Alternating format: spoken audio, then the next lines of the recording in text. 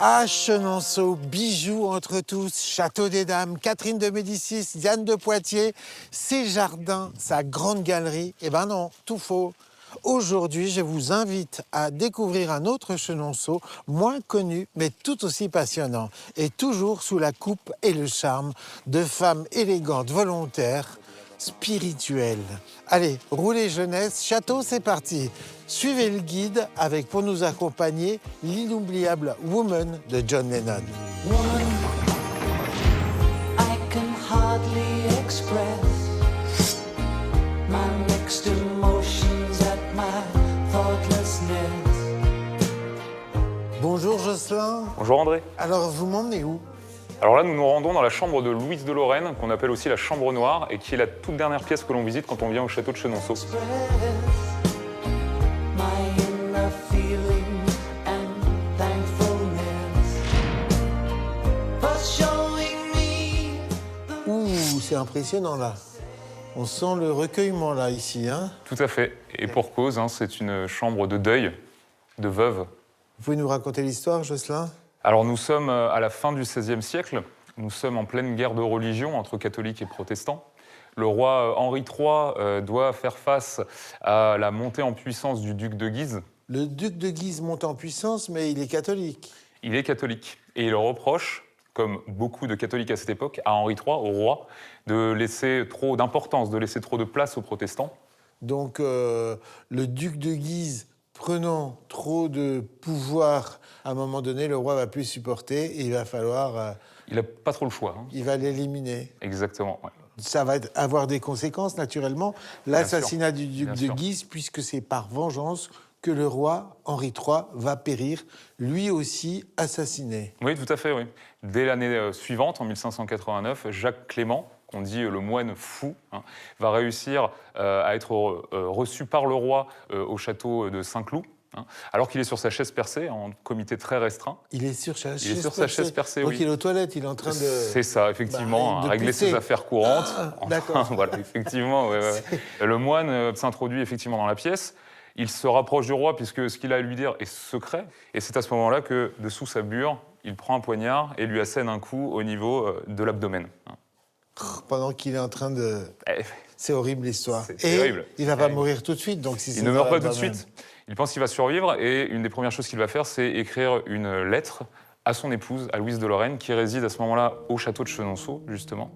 Et il lui dit « Mamie, je me porte bien, priez pour moi et ne bougez pas de là où vous êtes. » Et c'est ce qu'elle fera d'ailleurs, puisqu'elle restera à Chenonceau pendant une dizaine d'années sans bouger. La pauvre Louise de Lorraine va rester 10 ans ici. Alors, cette pièce, elle est décorée d'une manière assez incroyable. C'est austère, c'est des dessins blancs sur fond très sombre. Donc là, qu'est-ce qu'on voit? On voit un M, un A. Ce sont deux L stylisés en lambda grec. Ah, qui le sont, lambda vous voyez, grec. Et autour, vous voyez le H de Henri. Donc Ah Henri ouais. et Louise qui sont mêlés. Non, parce que ça fait MA. Je pensais à André Manoukian, mais non, pas du tout, pas du tout. Sur la couronne, les plumes, ça symbolise quoi? La plume qui est autour, c'est une plume à écrire, ce qui en italien se dit penne, donc l'homonymie du mot peine en français, Ah, qu'elle donc éprouve. la peine, le chagrin, c'est ça? Le chagrin, On exactement. prend ça comme, comme un symbole Toujours presque très gai. phonétique et tout. Hein. Ouais. Elle est belle, cette pièce. Hein. Et vous avez des choses assez spécifiques dans cette pièce, notamment ceci. Là, c'est quoi ça? C'est une corne Une d'abondance corne d'abondance, effectivement. qui jette des... Elle crache des larmes Ouf. argentées. Oh! Ça symbolise le fait qu'il n'ait pas eu d'héritier, Henri et Louise.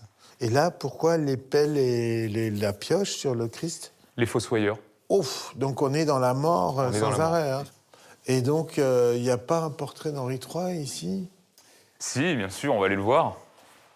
Le voici. Oh là là! Il a un air assez sympathique, légèrement espiègle. Il est beau gosse, quand même. Hein. On peut dire que Louise était, pour le coup, amoureuse de lui, quoi. Hein. Elle était très Elle amoureuse était de lui. très amoureuse de lui. C'est d'ailleurs un des seuls mariages à la cour de France au XVIe siècle qui soit vraiment d'amour, qui n'ait aucun intérêt particulier autre que l'amour. Love you. Well, well. Now and forever. I Bonjour monsieur, Bonjour André. je cherche Louise. Alors, elle n'est pas présente pour le moment. Moi, c'est Étienne. Je vais vous présenter un petit peu Louise Dupin, donc cette femme du XVIIIe siècle qui a marqué l'histoire du château de son empreinte. Puisqu'ici, on est dans un espace qui a été voulu par Louise Dupin dans le but de mettre en pratique certains principes physiques. C'est un cabinet des sciences. Alors c'était qui cette Louise Dupin? Alors, c'est une salonnière du XVIIIe Une siècle. salonnière, c'était les femmes savantes qui tenaient salon et qui invitaient des philosophes, des scientifiques, des écrivains, des musiciens. Effectivement, elle tenait salon, alors dans un premier temps à Paris, avec son époux, Claude Dupin. Ils ont acheté Chenonceau en 1733, et à partir de ce moment-là, ils vont venir à l'automne pour expatrier, entre guillemets, leur salon. Ce cabinet scientifique, c'est un peu le précurseur de ce qui deviendra plus tard le musée. Oui, effectivement. Ici, tous les outils qu'on va avoir, tous les instruments qu'on va avoir sont des instruments à but pédagogique. Alors ici, oui, on a... Ici, on a des principes de levée avec plusieurs poulies pour montrer qu'on... Ce qu'on appelle un palan, hein, c'est ça. Tout à fait. Au fond, c'est de la science appliquée, c'est de la science illustrée avec des petites machines rigolotes et ludiques. Elle avait fait ça dans le but d'initier son fils à la science. Effectivement. Alors, on parle de son beau-fils, c'est Louis Dupin de Franqueuil, et il veut entrer à l'Académie des sciences. Il est très doué en ébénisterie, lutherie. D'ailleurs, on sait qu'il participe à la confection de certains de ses instruments. Alors, il va participer à la confection de ces instruments, mais aidé d'un certain apprenti, d'un assistant qui s'appelle... Jean-Jacques Rousseau. Jean-Jacques Rousseau. Incroyable. Effectivement. Le vrai, celui de... Ah, le vrai de vrai. Oui, C'est tout à vrai, fait. le vrai Jean-Jacques. Puisque Jean-Jacques Rousseau va travailler pour Louise Dupin à partir de 1745, et ce jusqu'en 1751. Alors, on dit que la rencontre est un petit peu spéciale.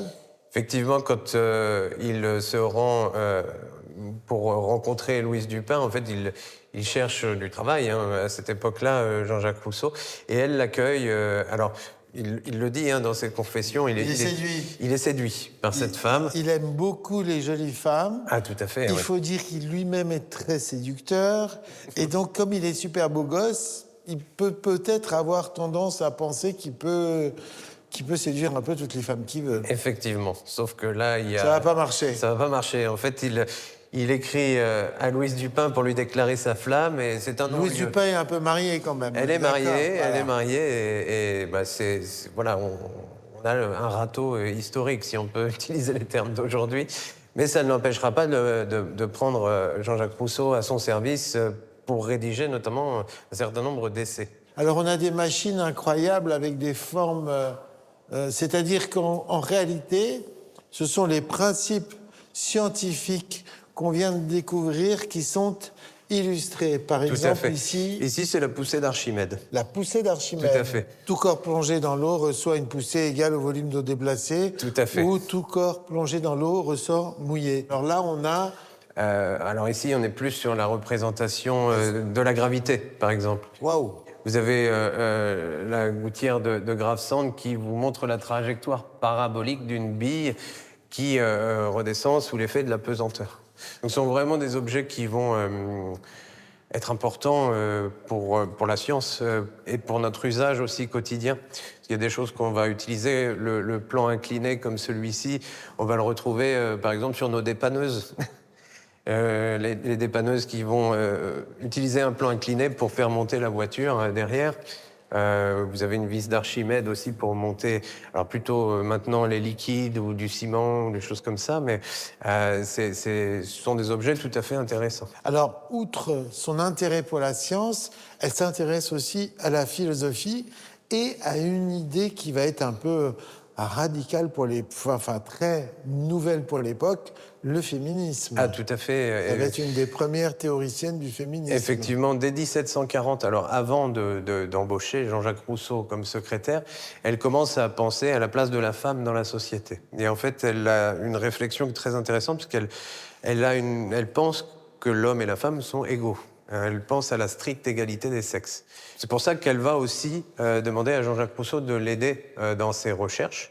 Et ensemble, ils vont rédiger à peu près un feuillet de 3000 pages vraiment dédié au deuxième sexe. Woman, I know you understand the little child inside the man. Please remember my life is in. Bon alors, Étienne, Oui. je vous préviens, des pièces secrètes, j'en ai vu. Là, on m'a dit que c'était une pièce secrète top du Alors- top dans la secrétitude. C'est d'un autre niveau. Regardez cette tapisserie.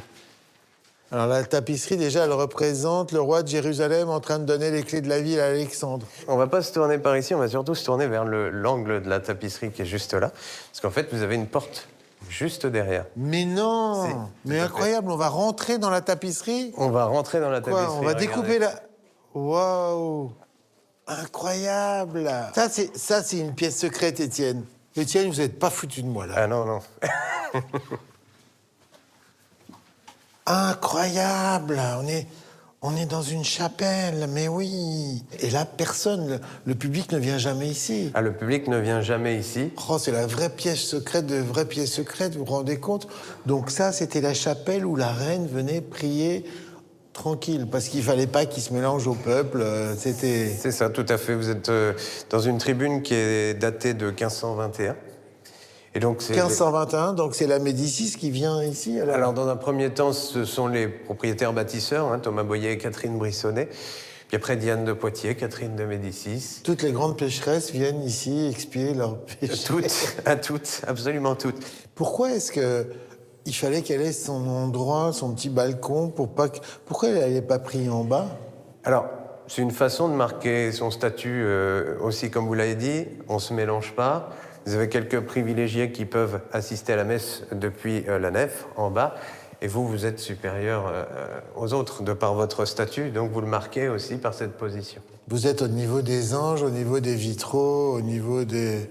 C'est ça, les vitraux sont incroyables. Alors pour le coup, les vitraux sont du XXe siècle. Oui, ils datent de 1954. Ils ont été réalisés par l'artiste verrier Max Ingrand, parce qu'ils avaient été détruits, les anciens vitraux avaient été détruits pendant la Deuxième Guerre mondiale. D'accord. Alors on a encore les petits anges que vous voyez juste en face qui seraient des qui vitraux seraient d'époque. voilà, d'origine. D'accord.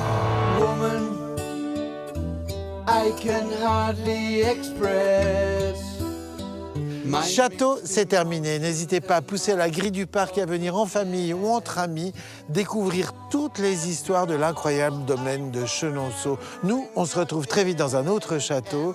D'ici là, soyez obstinés, déterminés et éclairants.